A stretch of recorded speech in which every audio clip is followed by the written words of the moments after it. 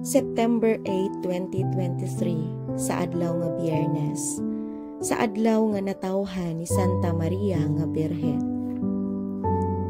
Pagbasa gikan sa santos nga ebanghelyo sumala ni Mateo.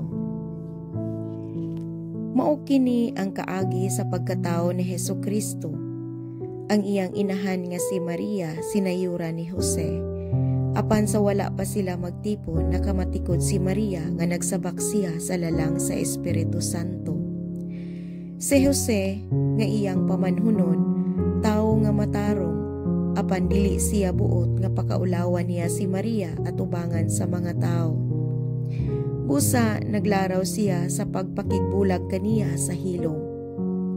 Samtang naghuna-huna siya niini, mipakita kaniya ang usa ka anghel sa Ginoo. Pinaagi sa damgo ug miingon, Jose, kaliwat ni David, ayaw kahadlok pagpangasawa kang Maria, kay ang iyang gisabak lalang sa Espiritu Santo. Manganak siyag lalaki ug nganli siyag Jesus, kay luwason niya ang iyang katawhan sa ilang mga sala.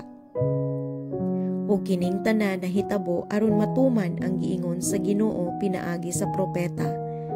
Ang usa ka babaeng ulay magmabdos ug moanak og lalaki ug nganlan siyag Emmanuel, nga sa ato pa ang Dios ania uban kanato. Ang ebanghelyo sa Ginoo. Daygon ko ikaw, O Kristo.